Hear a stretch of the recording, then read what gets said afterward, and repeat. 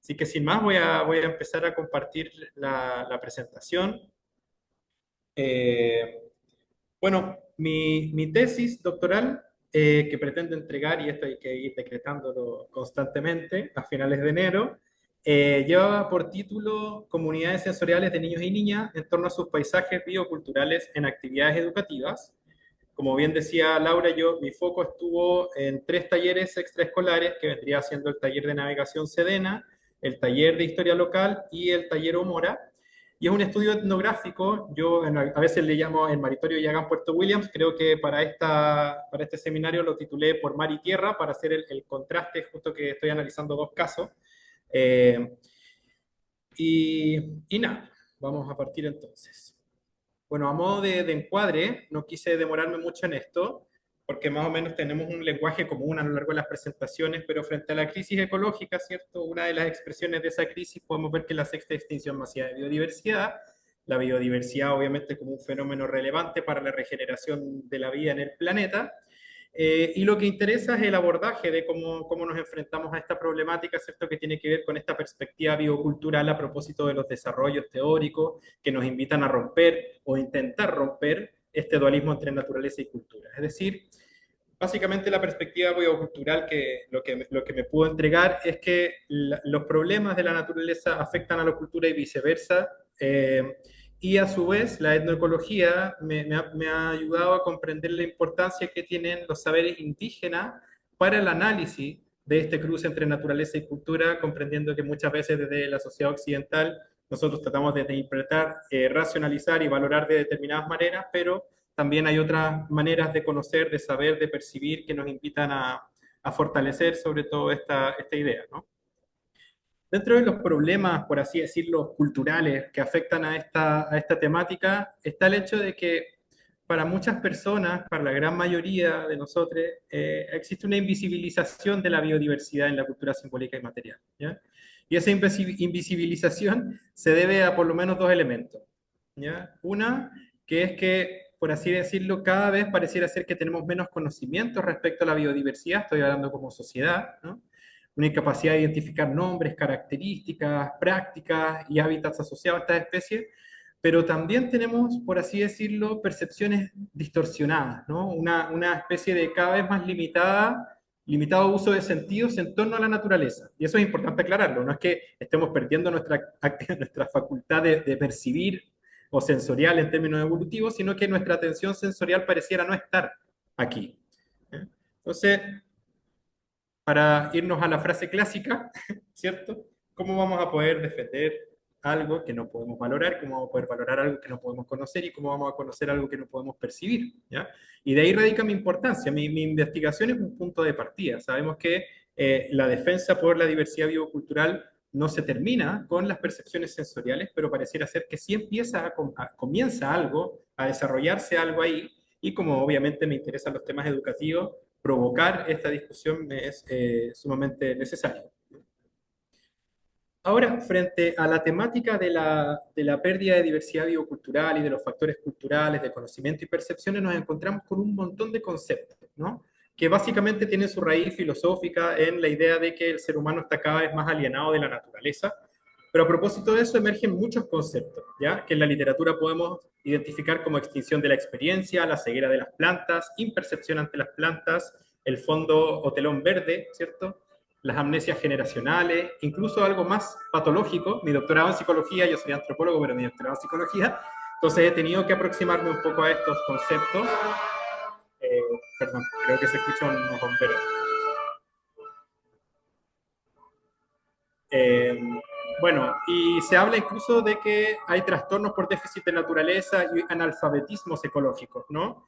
Y ahí lo interesante es que en la literatura, y esto es una primera impresión que me dio también como curiosidad para después hacer la revisión sistemática que llevamos adelante con el estudio uno, es que había un sobreetiquetamiento de la niñez, ¿ya? ¿Y por qué digo esto? Porque al momento de revisar, como una revisión sistemática respecto a esta temática, nos damos cuenta de que efectivamente empezaban a emerger estos problemas, ¿no? Un desinterés de las generaciones más jóvenes, una desatención sensorial y todo, pero lo interesante es que de 40 estudios, solo 3 incluían a niñeces dentro de sus muestras participantes. Entonces, este diagnóstico específico respecto a las generaciones más jóvenes deja un vacío de conocimiento que no permite ni afirmar ni rechazar nada, pero sí me deja un vacío de conocimiento, es como, bueno, ¿y qué opinarán ellos, no?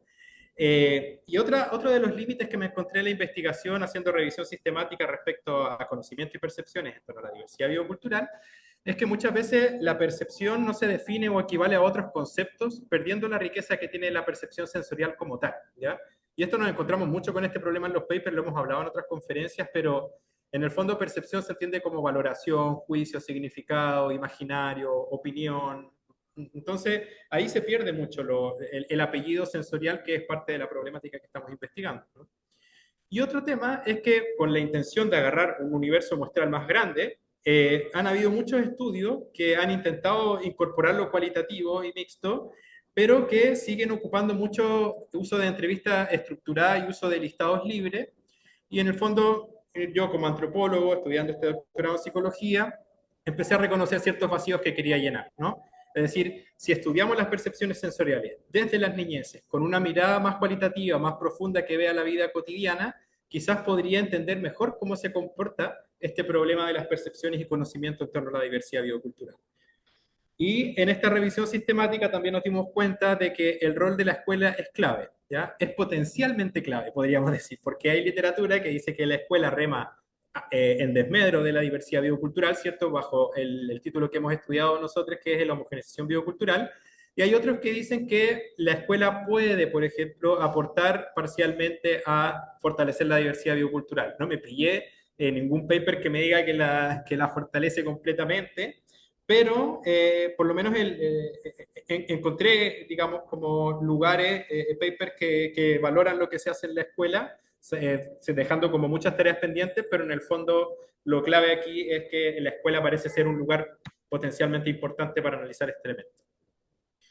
A propósito de todo esto, entonces, yo me planteé como objetivo general comprender las percepciones sensoriales de niños y niñas de Puerto Williams en torno a sus paisajes a partir de su participación en actividades educativas.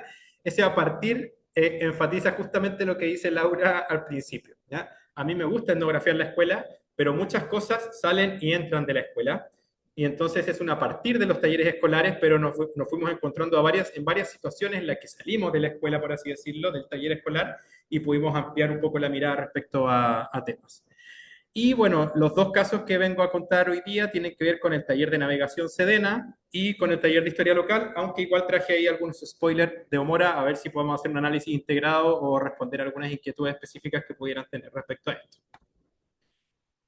En términos de objetivos específicos, se van a entender quizás a lo largo del desarrollo de esta presentación, pero yo adscribo, por así decirlo, una corriente teórica que es histórico-cultural, específicamente de dos autoras, que es Bárbara Rogoff y Jean Ley, en la que la unidad de análisis son las actividades educativas, ¿ya?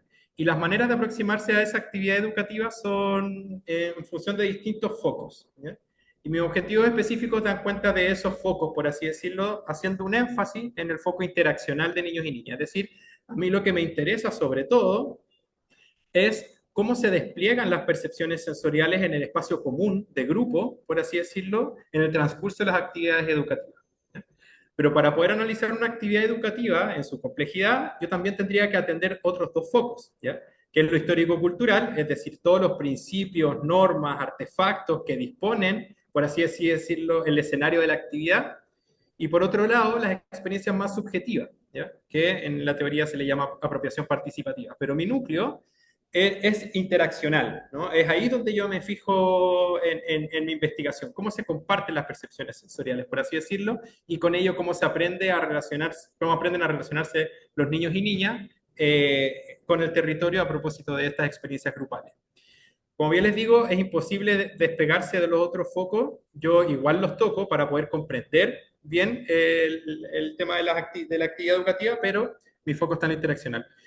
Y ahí lo interesante es que, así como la teoría histórico-cultural permite entender la actividad en función de estos tres focos, Olga Sabido, que es la referente que yo ocupo para estos temas de sensorialidad, también hace un esquema de análisis similar en tres planos, ¿ya? Entonces, cuando nosotros hablamos con personas para rememorar, por así decirlo, la sensorialidad que hubo en algún territorio, hablamos de un concepto que se ha desarrollado como una memoria sensorial. Cuando hablamos de la experiencia subjetiva de una persona, estamos hablando de una experiencia sensorial o una narrativa o una biografía sensorial. ¿Ya? Y cuando estamos hablando en el foco interaccional, estamos hablando de las percepciones sensoriales desde el marco analítico por el cual me estoy tomando. Acá hay un concepto que yo creo que Lorena está muy familiarizada con esto, creo que Lorena la vi por ahí, porque también es parte de la teoría histórico-cultural y que a mí me interesan mucho, que son las herramientas culturales semióticas, ¿ya? Dicho en español, por así decirlo, nosotros cuando participamos de distintas actividades educativas, no solamente hablamos de manera literal en diálogos que ocurren en esa actividad, ¿ya? Sino que tenemos múltiples maneras de expresar nuestras opiniones o nuestros sentires, ¿ya? Y en ese sentido nace el concepto de herramienta cultural semiótica. Es el modo en que los humanos nos hemos comunicado, ampliando la posibilidad, por así decirlo, de ese compartir la comunicación. A modo de ejemplo, y por eso los dibujitos no son casuales, de hecho son como los más salientes que yo encontré en mi investigación, hay mucha comunicación de gestos, hay mucha comunicación de mímica, de representaciones, sean visuales o construyendo maquetas o objetos a partir de procesos medios artesanales. El mismo juego y la broma es considerado una herramienta cultural semiótica más compleja. La simulación o imaginería también. Y uno que le vamos a dar harto énfasis en el taller de historia local, el contar historias. Las historias orales o el storytelling que se desarrolla ahí en la literatura y que es muy importante también para ir ahondando en algunos elementos de los pueblos indígenas. Creo que esto es lo último teórico, percepción y paisaje. Lo importante de la percepción sensorial es que para nosotros percibir algo, o sea, nosotros atendemos el mundo, ¿no? Partes del mundo. Y esa atención en términos etimológicos, como dice Tim Ingold, es un estirarse hacia, ¿no? Yo se puse esas fotos como de gente como media capturada por las cosas que están viendo en las distintas imágenes. Y ese estirarse hacia da cuenta de la atención y de la distinción que nosotros tenemos en nuestro habitar. ¿Ya? Entonces nosotros caminamos un mundo, atendemos y en función de esa atención percibimos con nuestros sentidos el mundo. Aquí el ejemplo de Ingold, ¿cierto? Que cuando caminamos por la noche y una persona está interesada en las estrellas, ¿cierto? Se relaciona con las estrellas, mira para arriba, su corporalidad está ahí, y con ello lo importante es también entender de que nos estamos perdiendo un montón de elementos que están en el paisaje y que no son parte de mi atención. Por ejemplo, toda la biodiversidad que podría estar pisando esa persona que está mirando las estrellas. Y lo otro importante, como antropólogo, psicólogo, es que cada comunidad cultural elabora sus propias formas de entender y usar los sentidos, ¿ya?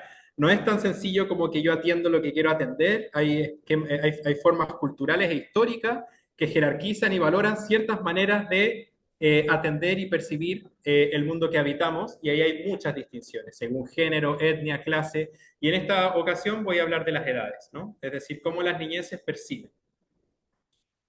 Y en torno a los paisajes bioculturales, creo que la definición más clara y breve es aquella que la define como una manifestación sensorial del territorio, ¿ya? Nosotros como especie vivimos en un reino, por así decirlo, de lo perceptible, en una escala paisajística, ¿ya?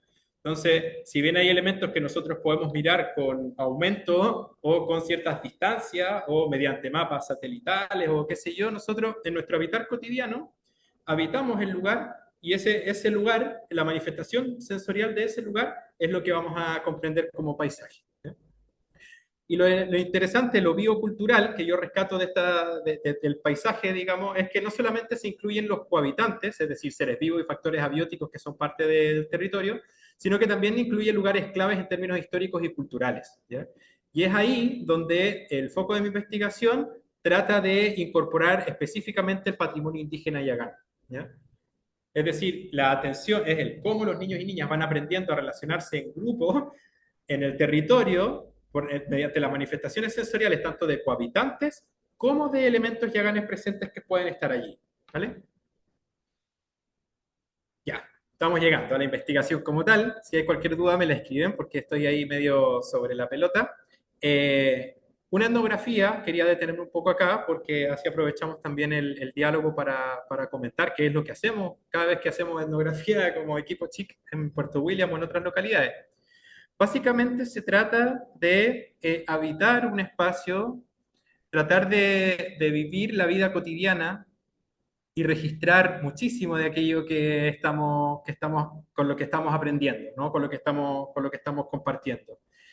En ese sentido, nuestra observación se basa no solamente en participar de distintas actividades, algunas más rutinarias, algunos acontecimientos, eventos más fortuitos, sino también de registrar, ¿ya? Y la manera de registrar no solamente mediante, digamos, una grabadora en una entrevista, sino que tiene que ver con la manera en que nosotros dibujamos, esquematizamos, representamos y también escribimos dentro de nuestros diarios de campo o capturamos mediante fotografía, mediante mapas, mediante registros sonoros, etcétera, ¿ya? Entonces nosotros cuando observamos una actividad, después nuestro diario de campo lo traspasamos a una nota de campo donde se amplía, porque nos empezamos a acordar de otras cosas que sucedieron y eso se vuelve el corpus, el material fundamental de nuestras investigaciones, ¿ya? Entonces cuando hablamos de nota de campo, para que no se pierda de vista, no es simplemente una anotación, una impresión que a mí se me ocurrió y no sé, en media plana de cuadernos, son de 10 a 15 planas cada nota de campo, son documentos de trabajo para poder justamente analizar la complejidad de las interacciones, ¿ya? Tanto habladas como no habladas. Y la etnografía implica también habitar el lugar de una manera algo sostenida, ¿ya? De tal manera que uno, al visitar, volver a visitar, logre identificar en realidad como justamente la vida cotidiana de lo que ocurre, ¿ya? Si uno va una vez, dos veces, te encuentras con lo que te van a contar, ¿ya? Una primera impresión, ¿cierto? Pero ya cuando uno le empieza a visitar más, uno se hace familiar, más familiar con el ambiente, uno también empieza a conocer más códigos, maneras de hablar, maneras de no hablar, maneras de sentir, empiezan a ocurrir los cambios estacionales, día, noche, viento, de todo. Entonces uno se empieza a empapar mucho más de esta cotidianidad, pudiendo reconocer en algunos casos ciertos patrones o ciertos acontecimientos que son importantes. Entonces la etnografía un poco lo que hacemos es eso. Bueno, y mi investigación se realizó, como bien les iba comentando, en Puerto Williams. Esta foto tiene mucho significado, es a propósito de una niña en el taller de navegación que decía, a mí me gustaría que mi mamá pudiera ver la ciudad como la veo yo, desde el canal. Entonces hay una seguidilla de fotografías que tienen que ver con eso, tratar de llevar a las personas al mar, al canal, para poder contemplarlo de otra manera. Ahí siempre, cuando analizábamos las ciudades del canal, Villa Uquica parecía estar mucho más unida a la ciudad y los cerros parecían hablar mucho más de lo que suelen hablar en la vida cotidiana cuando estamos medios interrumpidos por cerros y nos acorta nuestra posibilidad de ver y sentir el paisaje como lo estamos viendo acá. ¿Qué cosas son importantes de Puerto Williams en caso de que haya alguien ajeno al lugar, digamos, de que es parte del Yaganuzi, del territorio y maritorio Yagán, ¿cierto? Que se compone de varias islas, de varios canales, en un territorio que ha sido habitado por más de 5.000, 6.000, 7.000 años, depende el paper arqueológico al que uno quiera ir, pero hay evidencia de ciertos en 1900, creo que ya superamos los 7.000 años, de pueblos que han habitado ahí y no han dejado de habitar ahí. Obviamente han cambiado sus prácticas culturales, etcétera, a lo largo del tiempo, pero es interesante ver como el patrimonio, por así decirlo, de quienes han habitado esta isla por muchísimos años. Es el contexto, habitamos el contexto de una isla, el norte de la isla, ¿cierto? Que también es parte de la reserva de biosfera, entonces tenemos ahí un componente intercultural muy potente, pero también biológico, y hay un único liceo en la ciudad, y además ocurre un fenómeno que es el de la población flotante. Ya es una localidad con mucha presencia de familias de las Fuerzas Armadas y como todo puerto, son familias que van y vienen por cada, no sé, 4 o 6 años, va dependiendo igual cómo van desarrollando ese camino. Pero en términos educativos, un tremendo desafío y por eso lo toco, ¿ya? O sea, cada cierto tiempo, camadas de personas se van, camadas de personas vienen, y ¿qué hacemos en términos educativos? Por ejemplo, justamente con conocimientos yaganes, que son, por así decirlo, víctimas de un discurso de la extinción, no solamente por este fenómeno, sino por cómo se ha elaborado esto en términos colonizadores dentro de la literatura, ¿ya? Es decir, la mayoría de las referencias hablan del zarpe final, del último Yagán, de la última huella, dando la impresión, ¿cierto?, de que ya no existen Yaganes. Y además de ese discurso, tenemos este escenario en el que fluye, va y viene mucha gente. Entonces, las personas que ya se están sensibilizando quizás en algo como con la historia y el patrimonio del lugar, de repente, ¿qué es lo que podemos hacer? ¿Tenemos que volver a partir de nuevo? Esas son algunas preguntas que se hacen los profesores de los talleres también. En términos más concretos aún, además de ser etnográfica, yo trabajé con estudiantes de quinto a octavo básico. Hay un seguimiento a 22 estudiantes. Digo seguimiento porque entre el ir y venir de las actividades participaron muchas más personas, pero hay un seguimiento, por así decirlo, a 22 estudiantes. Un trabajo de campo en 4 etapas. Lo primero fue una apertura. Yo diseñé mi investigación conversando con la gente de allá, con la gente de los talleres, con profesores, conociendo a algunos chicos y chicas. En febrero tuve mi trabajo de campo intensivo, que fue entre febrero y julio, y después me fui en octubre de nuevo para el año 2024, donde hice efectivamente mi acompañamiento a talleres, mi observación de vida cotidiana. Luego, en mayo y octubre de este año, han sido análisis con la comunidad local y el cierre etnográfico. El cierre etnográfico tiene que ver con que yo ya no estoy yendo a Puerto Williams a tomar notas de campo, a entrevistar personas. Eso fue lo que cerré yo en octubre. Y fue aparejado también de algunos análisis con la comunidad, con las distintas comunidades de niños y profes, para ir ratificando, rectificando algunas cosas que yo iba analizando. Entonces tiene algo de colaborativo también investigación en ese sentido. Y me gustaría, obviamente, ir el próximo año, cuando todo esto esté entregado y defendido, poder hacer el cierre, por así decirlo, de la tesis como tal, ¿ya? Y después abrir otras cosas, explorar otras cosas, pero en el marco de mi contexto doctoral, ¿cierto? Eso vendría siendo el plan de trabajo que he podido realizar. En relación a la data, que puede ser ahí curiosidad de algunos, que es lo que van a hacer los antropólogos ahí al campo, notas de campo tengo 81 notas de campo, que son un montón, y terminé seleccionando 32. ¿Ya? Esto para dar cuenta de que en el ejercicio de escribir la trama etnográfica, como decimos nosotros, hay un ejercicio ahí de seleccionar, de depurar, de priorizar cierta información para responder los objetivos, pero es harta la data que se levanta. ¿Ya? Entonces ahí también en términos de potencialidad lo que podemos hacer es interesante. Entrevisté a 18 estudiantes, entrevistas a adultos relacionados a talleres, entrevisté a 21, y estos tenían que ver sobre todo con entrevistas a apoderados también, para poder entender mejor qué era lo normal, qué era lo rutinario, porque yo recién estaba acomodándome a la isla y estaban ocurriendo muchas cosas para mí, todo para mí era muy sorpresivo, pero tenía que generar ahí una línea base, y eso lo hice con entrevistas a adultos, y terminé seleccionando las 10 más clave. Entrevistas a personas de la comunidad Yagán, entrevisté a 10, más de una entrevista a más de alguno, y terminé seleccionando 6, las que más tienen que ver con el tema. Desarrollé una técnica que se llama los mapas sensoriales, que ya les voy a hablar un poco de eso, y se tomaron también muchas fotografías y registros sonoros y bitácoras en algunos casos. ¿Ya? Entonces, vámonos un poco al análisis del taller de navegación Sedena. ¿Ya? Esos son los veleros Optimist, para quien no está familiarizado con el tema de la náutica. El propósito del taller de navegación Sedena es que los chicos y chicas que participen puedan navegar esta embarcación de manera autónoma. ¿Ya? Ese es el principal propósito. Hay propósitos para personas que van más adelante, hay personas que van para más atrás, pero ese es el objetivo central. ¿Ya? Decir que el taller de navegación Sedena se interrumpió y vivió una crisis, digo una crisis porque ha tenido múltiples crisis a lo largo de los últimos años, o no de los últimos años, de varios años atrás. Vivió una crisis y se había interrumpido en mayo del año 2024. En mi terreno yo lo hice el primer semestre de 2024 sobre todo y después volví el segundo. Y en mayo hay una crisis y se cierra Sedena a todo el mundo. Luego revive, pero no revive como jornada escolar completa, revive solo los fines de semana. Ahí se desliga del colegio, por así decirlo. Y yo lo sigo etnografiando porque los participantes que habían acompañado al inicio del taller, algunos se quedaron. Entonces dije, ok, entonces voy a quedarme aquí observando como todo el proceso. Y ahí hay una regata en junio, que es la regata del 21 de mayo, y después se cierra definitivamente Sedena. ¿Ya?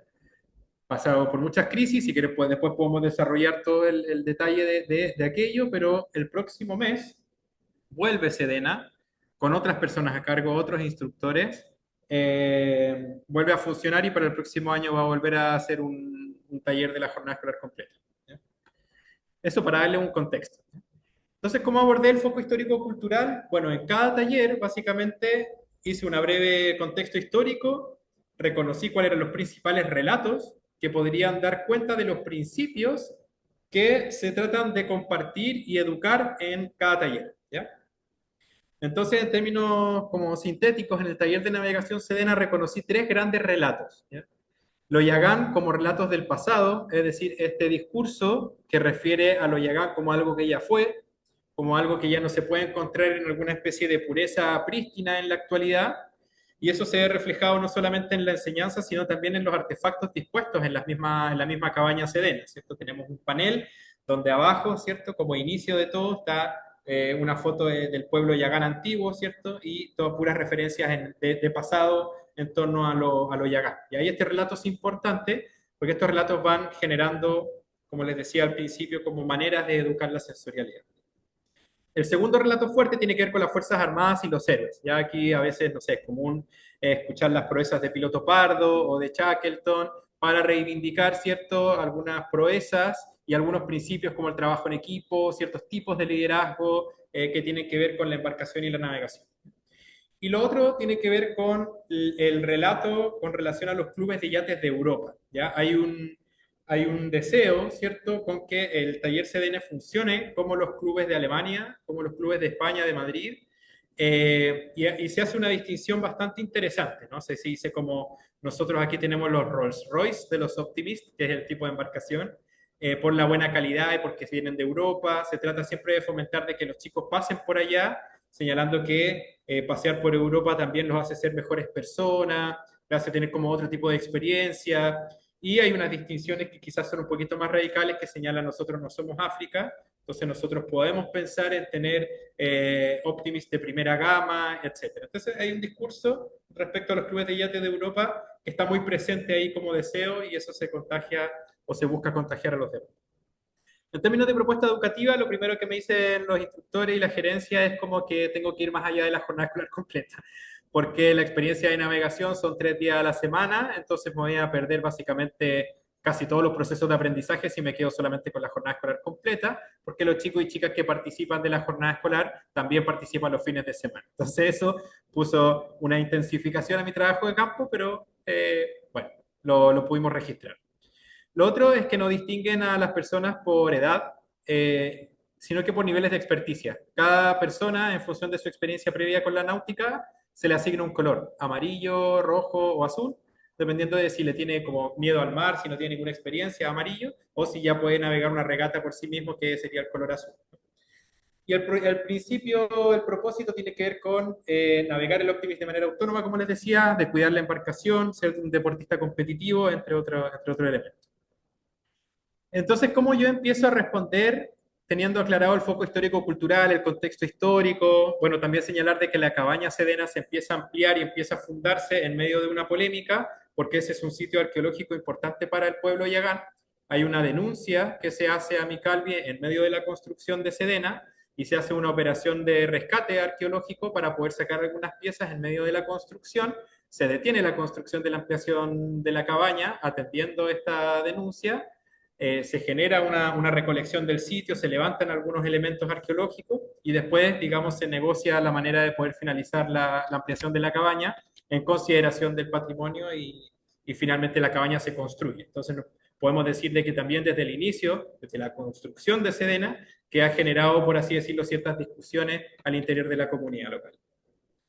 Y bueno, adentrándonos al tema más presente, por así decirlo, de cómo uno describe el paisaje biocultural, desarrollé una técnica que tiene que ver con mapas participativos sensoriales. ¿Ya? ¿Qué quiere decir esto? De que con los chicos y chicas, esto ya es trabajo puro con niños y niñas, empezamos a identificar, ellos iban poniendo como en post-it los distintos cohabitantes que iban identificando en el canal. ¿Ya?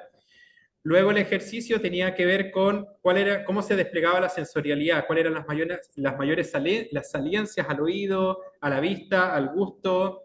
Los chicos y chicas incluyeron emociones y también algunos otros temas, como por ejemplo los lugares prohibidos, que a mí me hablan de la proxémica, o de los lugares donde puede haber más calor o más frío, que nos habla de la termocepción, ¿ya? Entendiendo que los sentidos son los 5 aristotélicos, pero uno puede ir un poquito más allá de ello y mi investigación también buscaba ese propósito, tratar de ir un poquito más allá de ello con la proxémica y la termocepción. ¿Ya? Y en este mapa se ilustra bien el perímetro de la parte del canal que se navega, ¿cierto? Que es el seno Lauta, el brazo izquierdo, por así decirlo, el seno micalvi, que es la parte que va hacia abajo y se apaga, ¿cierto?, con el camino, la salida a la bahía y la punta de gusano por arriba, ¿cierto? Y ahí hay algunas boyas y muelles que también ayudan a delimitar las zonas que se ocupan para navegar dentro del contexto del taller. ¿Ya? Entonces, eso es una primera fotografía del paisaje biocultural.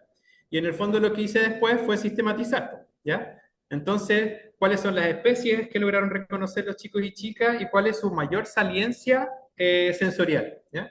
Y eso se ordenó en términos jerárquicos. ¿Ya?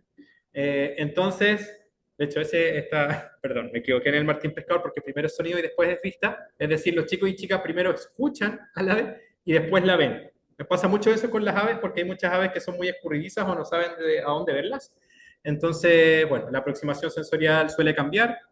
Llama la atención, por ejemplo, el lobo de mar, que las veces que tuvimos experiencias con lobos de mar, primero era el tacto porque te toca la embarcación en la que estás por abajo y después sale a la superficie. Entonces, igual es interesante respecto a cómo va afectando la embarcación y las maneras de sentir en el agua. Y el huiro, que yo creo que es como el cohabitante que más aparece, significado de distinta manera, de manera muy compleja, para bien, para mal, para susto, para todo.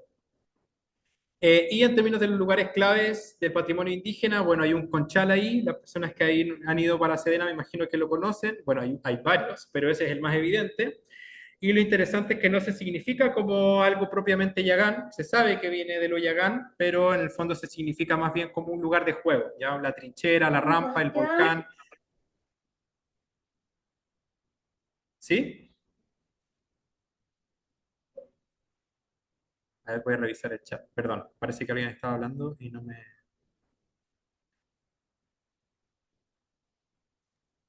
Ah, ya, bueno. Parece que fue un Eh, sonido nomás, Benjamín, continúa. ya, perdón, uno que anda medio sensorial, ¿viste? Sí, sí. Eh, bueno, y el mapa sensorial también nos permitió generar una especie de fotografía, de corte temporal, en la que nos dimos cuenta de que había ciertos sonidos transversales, ¿ya? Que podían aparecer en cualquier momento o que estaban constantemente ahí. Por ejemplo, los sonidos, como estamos tan cerca del aeropuerto, en ese lugar, cuando llega un avión o cuando va a despegar el avión, se come e inhibe gran parte de la sensorialidad auditiva de todo lo que podamos explorar en el canal. ¿Ya? Entonces eso es interesante, también ocurre con las embarcaciones grandes. Ellos las asocian a embarcaciones argentinas. ¿Ya? Y algunos cohabitantes como el martín pescador y los pájaros del bosque, que lo agrupé de esa manera porque son hartos chiquititos, pero que se escuchan como un coro, como un todo que no, los chicos y chicas lo reconocen visualmente, pero los cantos no lo reconocen, digamos, como cada uno es difícil, a mí igual me cuesta un montón. Pero esos son sonidos que, por así decirlo, están ahí y que pueden aparecer en cualquier momento. Otra imagen que aparece mucho es la de los cerros, desde el mar, los patos, los caiquenes. Respecto a los sabores, hay toda una reflexión respecto a si es que el agua es o no tan salada como la del norte. Ahí hay una discusión. Hay unos que dicen que es medio pantanesca, otros que dicen que como es medio de glaciar, medio de océano, se mezcla y no es tan salada como la que han probado en otros puertos. Es interesante la discusión respecto a los sabores en ese sentido. Los olores que empiezan a emerger sobre todo con la marea baja, ¿ya? Y el tacto y termocepción ya al tiro me rompió como la idea de entender el paisaje biocultural como una fotografía plana, ¿ya? ¿Por qué? Porque en el fondo la manera de habitar el lugar depende, sobre todo si nos estamos refiriendo al mar, de la fase lunar, de las mareas, de las estaciones y el viento, ¿ya? O sea, cuando hay luna llena, las oscilaciones entre mareas son más grandes. Y dependiendo el horario en que nosotros vamos a navegar, la marea va a estar más alta o más baja y eso determina cómo vamos a entrar a navegar, si va a estar más vicoso, si es que va a haber huiros en la superficie o si es que va a ser más rocoso. Nos va a dar, por así decirlo, un paisaje levemente distinto en términos sensoriales, el horario de la estación y la fase lunar en la que estamos. Y eso yo lo aprendí con los chicos, interesante en ese sentido. Y bueno, ya nos vamos al relato etnográfico como tal, y aquí voy a tratar de solamente poner como los titulares, pero aunque es el corazón de mi investigación, ¿ya? Aquí lo que yo hago es construir la trama etnográfica, ¿ya? Porque aquí les mostré una foto, pero este es el recorrido. El recorrido es que los chicos y chicas llegan y empiezan a practicar ejercicios relacionados al viento y al mar. Se someten al viento para poder identificar sus intensidades, su dirección, para tratar de tener una especie de brújula interna en función de referencias, de dónde viene el viento. Después meten su mano al canal para sentir la temperatura, empezar a reconocer ciertos síntomas de la hipotermia, cuántos son capaces de aguantar, sacar la mano del mar para saber lo que se siente, ver si es que pueden sentir el viento y las direcciones con la mano mojada, el brazo mojado. Entonces hay toda una sensorialidad de aproximarse más o menos a estos cohabitantes que van a ser transversales a la etnografía.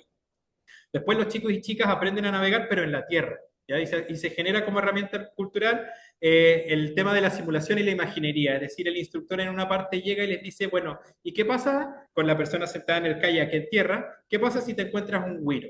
¿Ya? ¿Qué harías? ¿Qué pasa si te encuentras un lobo de mar? ¿Qué harías? ¿Ya? Juego de roles en el que, por así decirlo, los chicos y chicas van aprendiendo a qué es lo que deberían hacer o cómo deberían manobrear la embarcación, bajo la consigna de que cada vez más se tienen que fundir con la embarcación porque adentro perder el remo es como perder el brazo, decía una de las chicas más expertas. Luego hay un salto de confianza y un primer chapuzón, que básicamente es perderle el miedo al canal, que es tirarse literalmente con traje salvavidas al canal, genera toda una experiencia. Después están las primeras navegaciones a remo, que genera una manera específica de percibir sensorialmente a los güiros, a los cohabitantes, al habitar el paisaje como tal.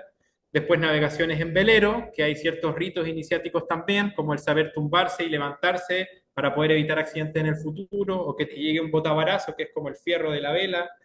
Eh, y luego de aprender todo eso, los chicos y chicas son capaces de navegar libremente. Y después de eso es que ocurre la regata. ¿Y qué es lo interesante? Que a medida que los chicos y chicas van desarrollando la expertise en navegar, van complejizando sus maneras de percibir el paisaje, ¿eh? En términos de la presencia de cohabitantes, de la diversidad de cohabitantes y la manera de apreciarlo. Y bueno, conversando con los chicos y chicas, creemos que tiene que ver con que al principio los esfuerzos están completamente en atender la complejidad de la embarcación, ¿ya? Si es que está el nudo bien puesto, el poder manejar el timón, la vela, no están todavía fundidos con la embarcación, pero a medida que van generando expertise y se van haciendo parte de la embarcación, van pudiendo disfrutar más, por así decirlo, aquellos elementos con los que están cohabitando. Otro elemento interesante que se percibe de manera distinta en el velero a el kayak, ¿ya? Y esto yo también lo aprendí con gente del pueblo Yagán, pero me lo almorcé acá también con los chicos y chicas, que es que el remo permite la detención, ¿ya? Permite estar detenido. Si yo dejo de remar, estoy detenido y puedo observar y contemplar, escuchar el paisaje de manera calma, detenida, a menos que haya mucha corriente, pero no suele ser el caso en esta parte del canal. En cambio, la vela está más en movimiento y depende del viento. Su percepción es como con los cormoranes acompañándolos en el vuelo mientras ellos navegan, por ejemplo, que es otra manera de reconocer, digamos, a los cohabitantes. Y ahí hay mucha riqueza y a medida que van desarrollando también su expertise en el navegar, van desarrollando lenguajes y prácticas náuticas, porque uno no puede andar teniendo una charla dentro del mar. Son muchas las distancias y los momentos de encuentro son menos. Uno tiene que gritar ciertas palabras, agua, por ejemplo, para pedir permiso y otras, y los chicos en algún momento ya con solo mirar la vela y cómo viene el otro, se están comunicando de una u otra manera con los demás, ¿vale? Entonces eso y también es tremendamente interesante para comprender efectivamente los procesos de aprendizaje que aquí ocurren. Ahora, la mediación, que es lo que hace el instructor respecto a la biodiversidad y el patrimonio indígena, es bien interesante porque si bien no las aborda en profundidad, los ve más bien como de repente obstáculos de las pistas, qué sé yo, él es súper respetuoso cuando aparece un cohabitante de dejar que los chicos y chicas disfruten esta experiencia. Por ejemplo, en muchas ocasiones nos pasó que no sé, vimos un martín pescador, vimos un bisón subirse a un barco hundido, vimos guairabos, vimos los lobos de mar, y en toda esa instancia el instructor simplemente se quedó en silencio y esperó a que los chicos y chicas disfrutaran, por así decirlo, o atendieran esa experiencia, ¿ya? Y ahí lo interesante es que los niños, niñas sabedoras, como les digo yo, empezaron a compartir un montón de vivencias que tenían que ver con su memoria sensorial y con el comportamiento de estos cohabitantes que habían aprendido en talleres anteriores de Sedena, y ahí se da un espacio de interacción súper potente, de aprendizaje súper potente respecto a la biodiversidad. Entonces, si bien no hay como una intención de reivindicar el patrimonio indígena yagán ni la biodiversidad, en la conversación entre pares, entre sabedores, sabedoras y principiantes en el mar, se da un proceso educativo súper interesante. Ahí está, por así decirlo, la fotografía de cada uno de los hitos, por así decirlo, sentir el viento, sentir el mar, la simulación en tierra, el muelle desde donde saltamos, los kayaks, el aprender juntos, la contemplación desde la navegación libre y finalmente la regata. ¿Y qué es lo interesante de la regata?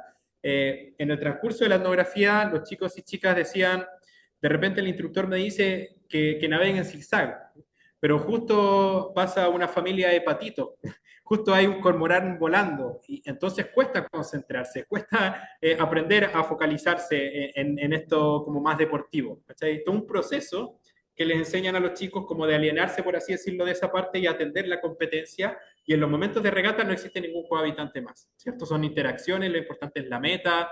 Entonces ahí me di cuenta de la complejidad también de las percepciones sensoriales que van cambiando en función de los objetivos, propósitos del taller, y cuando hay más espacios de ocio, hay más espacio para la contemplación, y es fundamental a mi juicio que eso siga ocurriendo de esta manera. Aquí podemos entender también la complejidad del paisaje en términos de escalas estacionales, ¿no? Los dientes de Navarino, eso fue como por abril, mayo, la fotografía de arriba, ¿cierto? Con los tonos cafezosos. El día de niebla estábamos en pleno invierno, básicamente no se ven los dientes, y otro en una temporada más de octubre, en la que el mismo paisaje cambia, ¿ya? Entonces, igual es importante ahí salirme de la lógica del mapa y entrar en la etnográfica para entender de que la percepción cambia, cambian los colores, cambian la forma, los tamaños, las cosas que se ven, las que no se ven, las que se escuchan, etcétera. También a propósito de migración de pájaros. Perdón, me he extendido más de la cuenta, ahora voy a contar un poquito más. En el taller de historia local, siguiendo un poco lo que les había comentado con Taller Sedena, el principal relato, lo que sostiene el taller, en este caso, es justamente que Loyagán está vivo y que los viejos están muriendo, ¿ya? Esto no solamente se refiere a miembros del pueblo Yagán, sino que a miembros de antiguos pobladores de la ciudad. Estas son como las principales motivaciones que tenía el profesor Luis para despertar esto, ¿ya?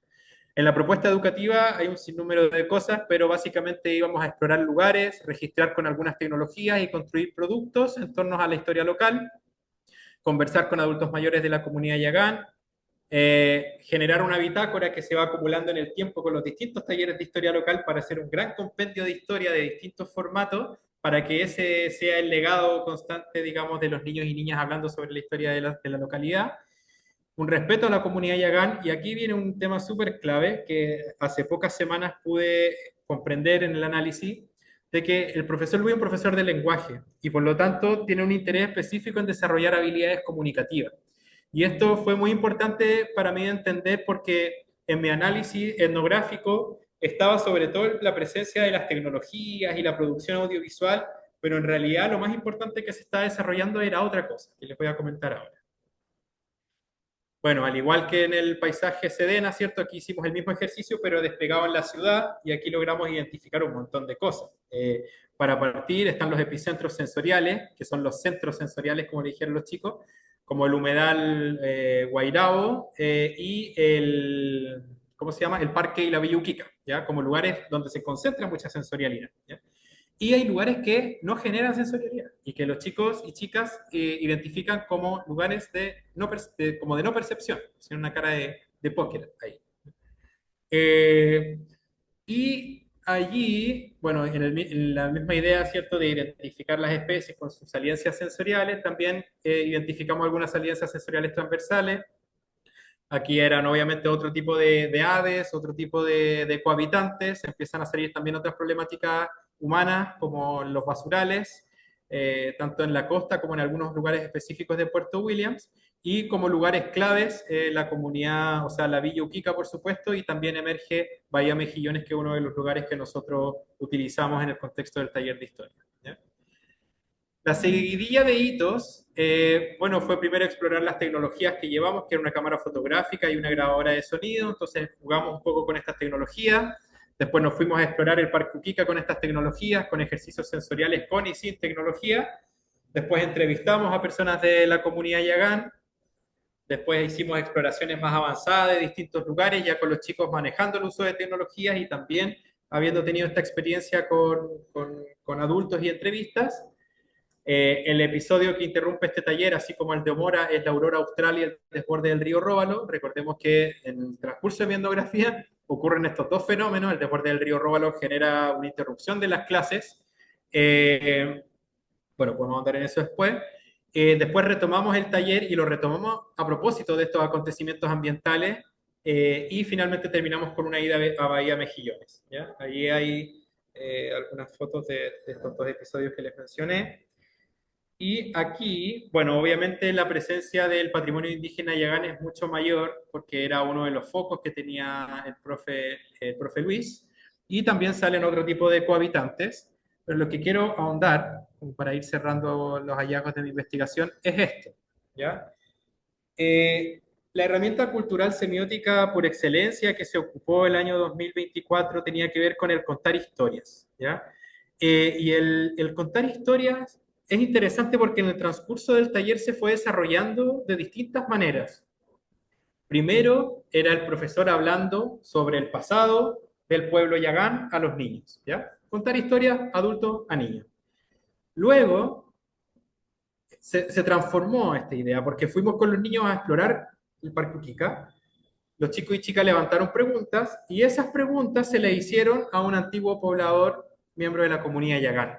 Y el miembro de la comunidad Yagán habló en función de su propia infancia a propósito de las preguntas que le hicieron los niños y niñas, ¿no? Es decir, del contar historias que se le ocurrían al profesor porque le parecía importante, pasamos a un diálogo un poquito más autónomo entre los niños, niñas y el profe, ¿cierto?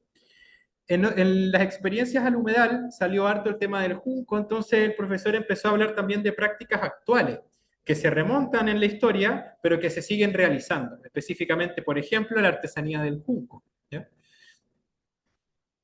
Y cuando ocurre la aurora boreal austral y el desborde del río Róbalo, tuvimos un espacio de reflexión en que los niños y niñas me decían, están los científicos en la tele, hablando de que hubo una tormenta solar y que no sé qué, bla, bla, bla, pero nadie está hablando de las cosas que sentimos nosotros.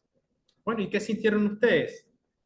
Magia, decían mucho, porque no podían describir con otra sensación, otra vivencia, no podían relacionar la otra vivencia, ¿ya? Y empezaron a describir sensorialmente de una manera muy profunda lo que habían sentido con la aurora boreal austral, señalando de que esos días hubo una energía distinta, una fuerza que te empujaba a conectarte con la naturaleza, y nos vimos súper, o sea, súper agradecidos de esa instancia con Luis, y los niños y niñas dicen, los niños y niñas igual tenemos historias que contar, ¿ya? Y a propósito de esa experiencia es que se creó un video, clip, con los niños y niñas contando cómo vivieron el desborde, las penas, las sensaciones y también la aurora boreal austral, ¿ya? Entonces ahí pasamos de un contar historias completamente distinto, que ya no es el adulto contando historias del pasado a los niños, no es esta interacción, tampoco es el adulto contando cosas más recientes, son los niños hablándonos a los adultos desde las historias recientes, ¿ya? Y lo que sucede en Bahía Mejillones es tremendo porque en el fondo, a propósito de toda esa experiencia acumulada, vamos a Bahía Mejillones, el profe Luis nos hizo detenernos en algunos lados y empezó a conversar sobre la historia, pero le empezó a preguntar a los niños qué era lo que sentían en ese lugar.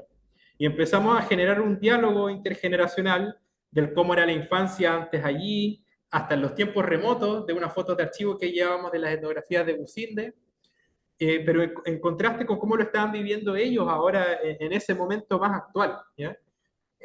Rebotando preguntas y respuestas para ambas direcciones y visitando Bahía Mejillones de esa manera. Entonces siento que lo que más se desarrolló, más que el uso de tecnologías, porque lo digo porque he mostrado muchas veces los videos que hicimos, y ese no es el corazón del taller de historia local.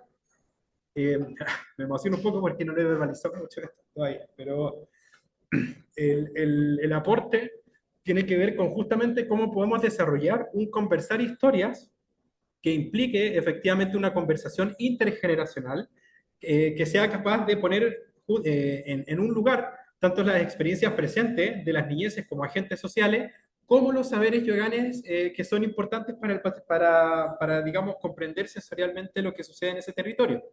Y creo que eso es como un poco el aprendizaje etnográfico de esta herramienta cultural semiótica en específica. Ahora, para dejar más claro, nosotros en las distintas exploraciones que hacíamos, como les decía, visitamos, hicimos ejercicios sensoriales de degustación de calafate, tocamos cadillo, nos vendamos los ojos en la costa, visitábamos los lugares, después los chicos y chicas registraban con tecnología, después teníamos una retroalimentación, sea de archivo, sea del museo, sea de algún miembro de la comunidad Yagán, y luego construíamos un videoclip. ¿Ya? Eso también lo hicimos en el transcurso del taller y pudimos generar tres, sobre todo tres productos, hay más, pero estos son como los que más brillaron, por así decirlo, uno de Villuquica, uno de Bahía Mejillones y otro, el de historia reciente que les comentaba recién. Eh, Con relación al taller Omora, bueno, siempre ha tenido esta intención desde su fundación del encuentro de la investigación científica y filosófica con familias yaganes, ¿ya? Hay un antes y un después de la pandemia, hay muchas cosas que cambian, la implicación de los apoderados, el miedo, el susto, las maneras de administrar la escuela, que el taller se tenía que acotar a ciertas horas y ya no se podía ir a los fines de semana con ellos, con los chicos, como antiguamente se hacía. Queda un hito, ya arma un hito histórico. Y básicamente el principal relato, ¿cierto?, es esta idea de generar una ética ambiental que logre integrar lo ecológico-científico con los saberes yaganes. Y la propuesta educativa tiene que ver con las 3H y con desarrollar ciertas competencias científicas. El mapa todavía no lo analizo, este es uno de los mapas que hicimos, pero me pareció súper interesante poder mostrarlo aquí, porque el taller Omora, cuando lo etnografié, tenía mucho de representación. Esa era su herramienta cultural, esa era su manera de abordar la mediación educativa, mediante la construcción de las bitácoras, mediante el uso de bitácoras, dibujar los musgos que veían y también modelarlos en plastilina para luego ir a explorar y luego volver y llenar la bitácora. Entonces me parece muy del taller Mora que haya ocurrido esto, que los chicos y chicas inmediatamente en uno de los grupos con el que trabajamos el mapa se haya puesto a dibujarlo a los cohabitantes, ¿no? Y aparte que eso nos habla de una visualidad no solamente nominal o de identificar el nombre de una especie, sino que también de formas y de dónde están desplegados. Y un punto de contraste interesante respecto a esto es que, a diferencia del taller de historia local, en historia local hay mucha sensorialidad al interior de la ciudad. Si bien los epicentros es el humedal y el parque Quica, hay mucho. Y en el parque, o sea, en el taller Omora, la máxima cantidad de sensorialidad identificada, porque tengo que cruzar este mapa con otro mapa que hicimos, está, por así decirlo, en las periferias de la ciudad. Ya lo que nos habla también de la intención de explorar, o sea, como de su disposición a explorar los bosques. Eh, bueno, en realidad eso me gustaría nomás tocar de Omora porque todavía no lo tengo muy masticado. Y bueno, nada más señalar de que hay una profunda sensorialidad desplegada por estudiantes y los talleres en función de distintos focos, en función de los paisajes que habitan. Me gusta esta categoría de niños y niñas sabedoras que son finalmente quienes comparten estos saberes a los más principiantes, los motivan a explorar como ellos exploran, a subirse a los árboles, a tirarse de guata, a ocupar la bitácora, a contar, a hacer preguntas a los sabedores yaganes, a navegar la embarcación de cierta manera, etcétera. Entonces ahí esa categoría entra muy bien. Después lo otro es comprender la complejidad diacrónica de la percepción, o sea, el güiro cuando se ve en la profundidad se considera hermosa, cuando se ve como el tallo para abajo, cuando se ve en la superficie se considera asquerosa, para los principiantes es problemática porque se enreda con el güiro, para las personas más expertas deja de ser tan importante porque navegan más en las profundidades del mar. Y eso es interesante, cómo el paisaje va cambiando. El humedal, si está nevado, está congelado, lo pueden caminar, ocupan para hacer guerras de nieve, pero si no, solamente algunos niños y niñas saben caminar por allí. Aparecen otros cohabitantes. En la noche el humedal da susto, da miedo, con los sonidos asociados al guairabo. En cambio de día no, es lindo, van para allá a conversar. Entonces la complejidad de la percepción en términos diacrónicos es tremenda y el desafío es tratar de identificar la percepción en distintos momentos de estacionales, temporales, etc. Y creo que uno de los hallazgos que podría potenciar otras investigaciones en adelante tiene que ver con que, además de estos paisajes bioculturales que son muy ricos en biodiversidad, que se rescata, por ejemplo, Mora, se rescata, bueno, estas partes del canal que les mencioné, y en términos de patrimonio indígena, mejillones, los chicos y chicas relevaron mucho el tema de los paisajes cotidianos, ¿ya? Es decir, ellos dicen, nosotros estamos aquí normalmente, no podemos ir solos, solas a Omora, no podemos ir solos, solas a Mejillones. Entonces, esas experiencias educativas son magníficas, pero es importante que nosotros aprendamos también de las cosas que vemos en el día a día. ¿Cachai? Hablaban de los tordos que veían de repente los cables en el centro, como aprender de los lugares que aparecen en la ciudad. ¿Ya? Eso me parece como tremendamente interesante porque los paisajes se pueden distinguir, por así decirlo, entre los bioculturalmente tremendamente ricos y los paisajes cotidianos. Y ahí empecé a desarrollar algunas cosas que me llaman la atención, por ejemplo, que es el dinamismo de los paisajes cotidianos en la ciudad de Puerto Williams, ¿ya? Y esto es una provocación a Guillermo, a ver si sale algo en el futuro con esto. Pero en la etnografía hicimos los recorridos el año pasado, creo, Guillermo, ¿cierto? Y ahí pudimos identificar distintos elementos. Por ejemplo, de frente al humedal había caballos, tiuques, que se había una proximidad directa, digamos, con el humedal. En la subida, que está en la lámina como central superior, era el único lugar en el que, por así decirlo, aparecían los musgos. Era interesante porque en la pared había musgos, ¿cachai? Y como cuando uno va subiendo por esa subida, uno no tiene que agacharse a mirar el musgo, sino que están en la pared, están en una escala como más visible, por así decirlo. Entonces ahí en los recorridos que hicimos con Guillermo se notaban los musgos. ¿Eh? Y también con el mirador, que también había una cuestión linda a propósito de los colores que consideraban el mirador, que medio se camuflaba con el paisaje por el color madera, ¿no?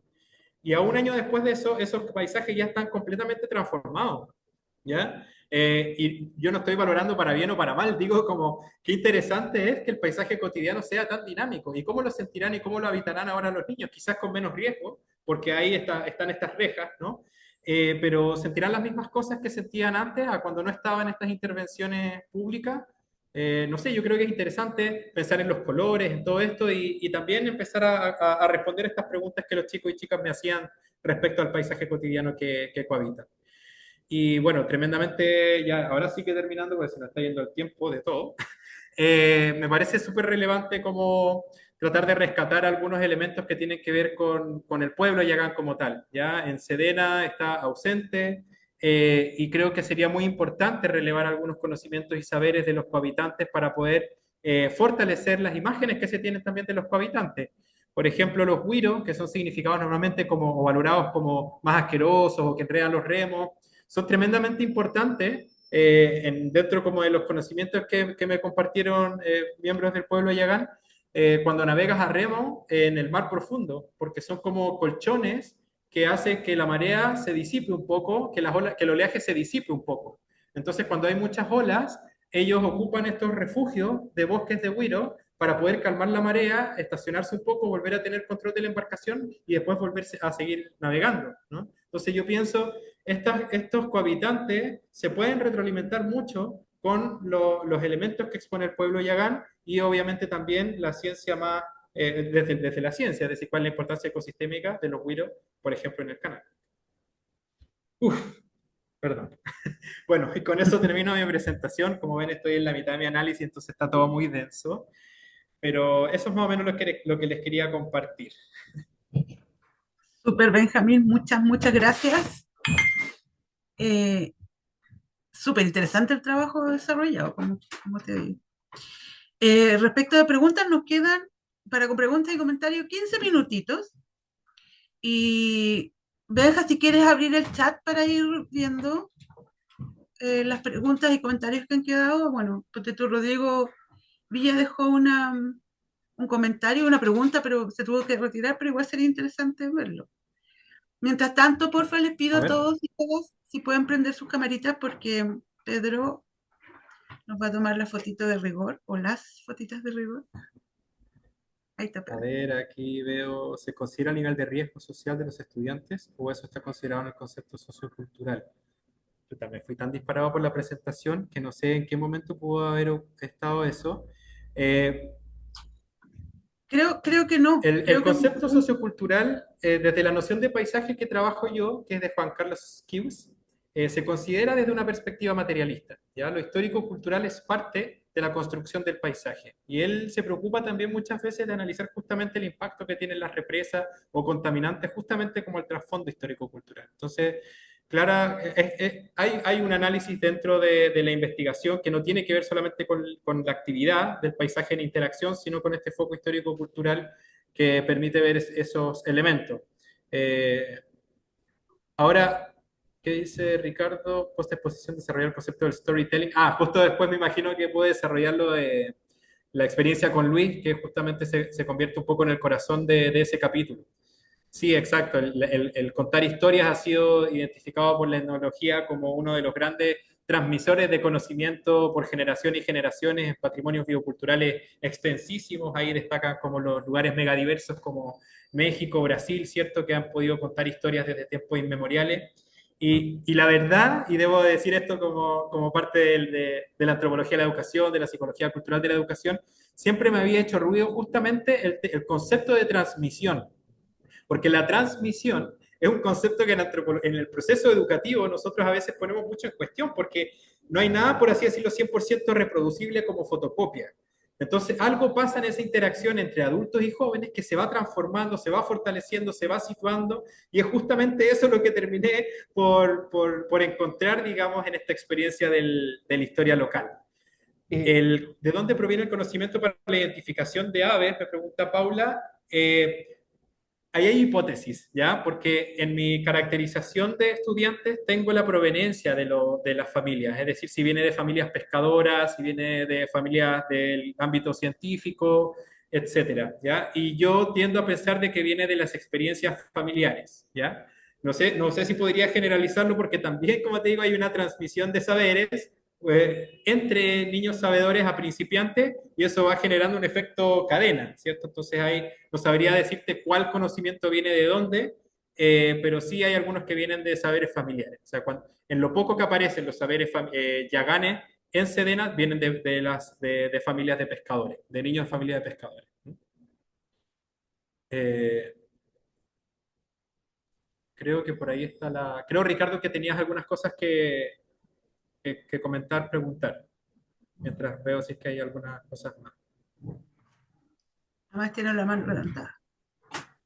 Se me quedó. No, prefiero que aprovechar que hay muchas personas que son nuevas para tener exogamia, solo dejar dos semillitas nomás. Eh, para mí una experiencia muy linda como niño y miembro del Barroco Andino, que tenía el Barroquito, que era un grupo musical.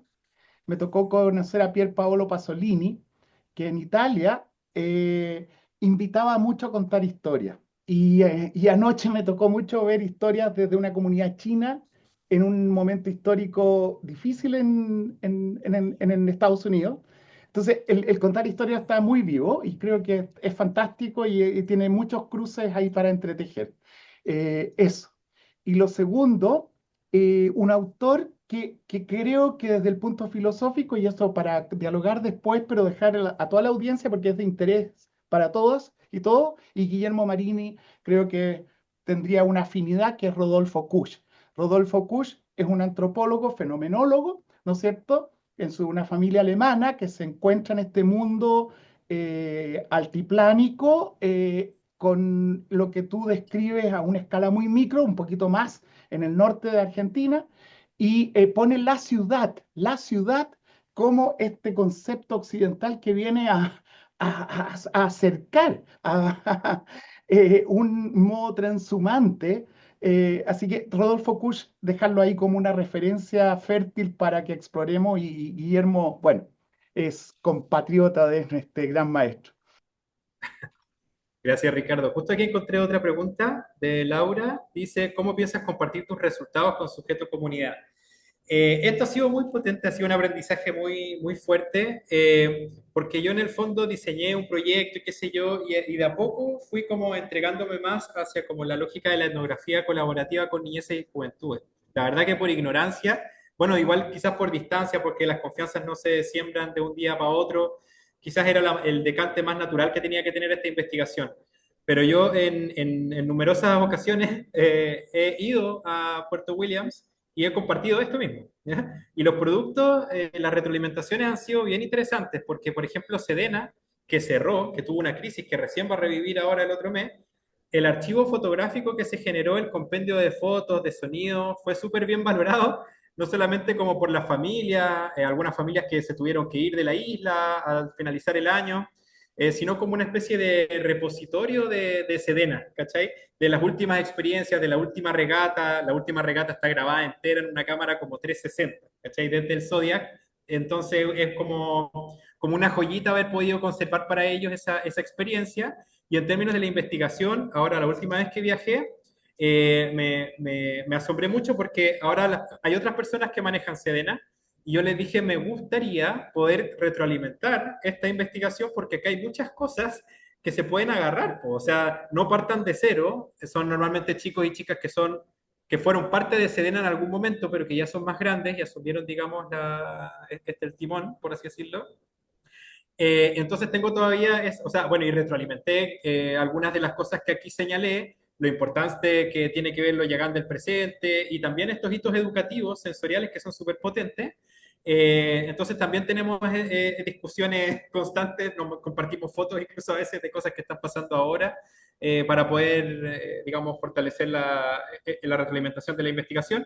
Y cuando vaya para allá con mi tesis finalizada, también tengo una reunión pendiente con ellos.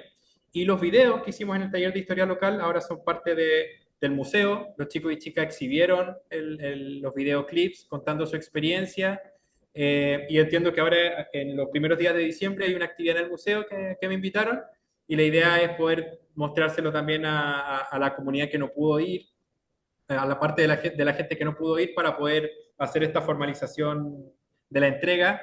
Y ahí la Ujú. gente del museo del área de educación dijo que estaba muy contenta y querían exhibirlo como una muestra permanente en uno de sus de las teles que tienen ahí, entonces súper feliz, pero más o menos por ahí va la cosa. Hermoso. Perdona. Hermoso. Benjamín, realmente me encantó tu proyecto y me llamó mucho la atención que pusiste mucho énfasis en tu relato en la perspectiva directa del niño y no la perspectiva del niño, que es la que los adultos frecuentemente adoptamos como interpretando con lo que sabemos, lo que ellos piensan. Y eso lo repetiste en varias ocasiones cuando los niños dijeron, ya, ok, están hablando sobre ese espectáculo, pero nadie nos preguntó a nosotros lo que nosotros sentimos. Se me hizo muy lindo porque fue como un hilo que, no sé cómo se dice en español, pero no gutafat, es como un hilo. La perspectiva del niño la mencionaste en varios puntos de tu investigación. También me encantó mucho la narrativa, las historias, porque también es mi proyecto, tengo un proyecto doctoral que es narrativas y por eso me encantó muchísimo. Así que mis felicitaciones, realmente muy, muy lindo proyecto, muy lindo. Gracias. Juan. Francisco. Sí, gracias, Benjamín, Pablo. Oye, primero felicitarte porque este tipo de investigaciones hacen falta conocer las perspectivas de la gente respecto a todos estos temas es bien relevante y realmente está bonito tu trabajo. Y comentarte y quizás pasarte el dato, porque yo percibí que lo pasaste muy flash, pero quizás también por lo que ha sido el tema. Porque tú trabajaste en Micalvi, en Seno Micalvi y en el humedal Guairao. Y esos son dos humedales urbanos que se han ido poco a poco instalando como concepto dentro de la comuna de Cabo Verde. De hecho, el Guairao, antes de que lo declarásemos como humedal urbano, lo designásemos o lo reconociésemos como humedal urbano, la gente lo conocía como el Turbal nomás. Ese era el Turbal. Y en algún momento después cuando se comenzó a ver el tema del humedal urbano en estado de horno, le pusieron Carlos Ibáñez, porque creo que la calle que está al lado es Carlos Ibáñez. Y el nombre Guairao nació justamente de un proceso de consulta ciudadana de cómo le ponemos a este humedal urbano, porque no nos gusta decirle el Turbal, ni tampoco nos gusta que se llame Carlos Ibáñez. Entonces, ¿cómo le ponemos? Y salió el tema y salió el ponerle Guairao porque hay una zona del humedal que hay muchos nidos de Guairao. Y es simpático ver cómo ha ido pasando de un sitio, entre comillas, eriazo, en el que estaba en medio de la ciudad, donde un poco la ciudad le daba la espalda a ese espacio, porque era justamente la parte de atrás de varias casas, a hoy día ser un espacio de educación, un espacio de reconocimiento, un espacio de ciencia, bien por lo demás, pero también un espacio de emotivo en el que las personas se están acercando de una forma muy emotiva también. El hecho de decir, nos gusta ir en el día, pero nos asustan los guairados en la noche, es bien simpático. Entonces, es bien particular tu trabajo porque estás agarrando dos espacios que hoy día son reconocidos como, bueno, Nicalvi todavía no, pero que va para allá también, de ser reconocidos como humedales urbanos. Y la verdad es que hay pocos trabajos que destaquen el tema de los humedales urbanos como centros educativos y como centros emotivos también. Así que es súper bueno lo que está diciendo desde ese punto de vista. Así que nada, felicitaciones.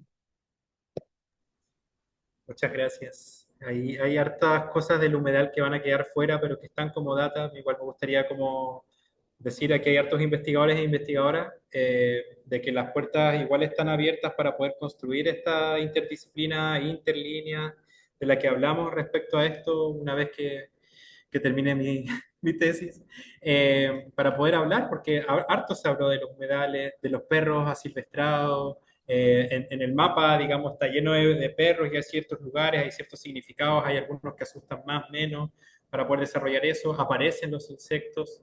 Entonces yo sé que hay hartas líneas de trabajo que se están desarrollando acá con las cuales podemos empezar a conversar y hablar y sobre todo relevar las voces de las niñeces que ha sido nuestro foco como equipo en este último tiempo, con Laura, con Guillermo, con Carla, con Irene, con Andrea, y nuestro hermoso equipo.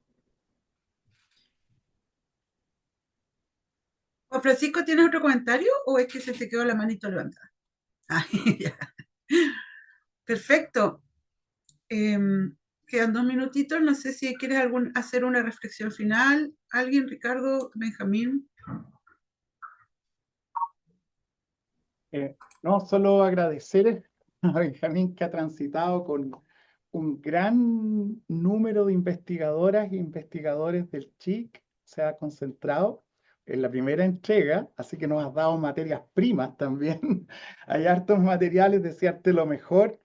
Y a los que vinieron hoy día a insistir en que, pucha, los colegas de las líneas paralelas, yo a veces tuvimos hace 2 semanas un seminario sobre el concepto ontológico de ecosistema y veo que hay cruces que se fertilizan y a invitarlas a todas y todos a que dialoguen contigo porque es muy entretejido este trabajo.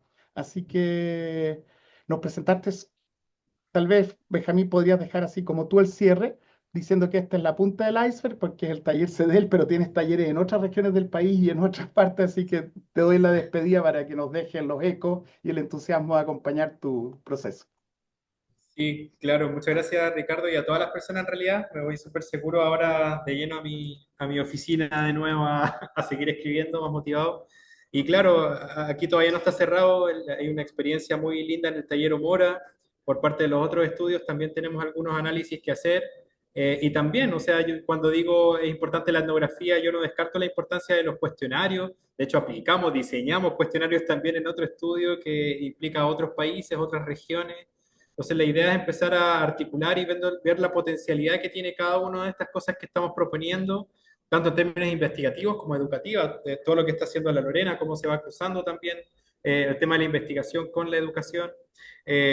Así que nada, pues, sobre todo desafíos como para adelante, creo que hemos generado buenos vínculos entre nosotros y con las comunidades como para poder empezar a proponer o a entregar, digamos, las cosas que hemos comprometido y agradeciendo la confianza que también que nos ha abierto ese pueblo a muchos de los investigadores con nosotros. Así que nada, despedirme desde la e interdisciplina nada más. Y el llamado es honesto, o sea, si a alguien le interesa algún área de mi investigación, yo estoy súper abierto a conversar. De hecho, creo que el trabajo colectivo es mejor que el individual, le hace también mucho mejor a mi cuerpo que así sea también. Así que eso, pues gracias por la oportunidad de poder exponer y a todas las personas que me han educado en todas estas cosas, pues. Hay varios presentes acá.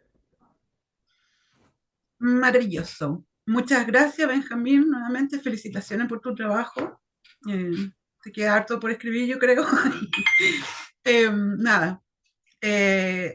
Gracias a todas y todas quienes vinieron hoy día. Siguen invitados para todo el resto de sesiones. Nos quedan 3 sesiones más. Hoy día tuvimos una buena presencia, gracias al grupo de educación presente hoy. Nada, todos invitados. Para el resto de la próxima semana tenemos la presentación de Marion Carvajal con Flavia Morelo. Así que los esperamos, las esperamos. Y buen fin de semana. Nos vemos próximamente. Un abrazo a cada una y a cada uno. Chao, chao. Bien. Chao, chao. Chao, gracias. Muchas gracias. Chao, Chao chao. a todas, a todos. Gracias, Benja.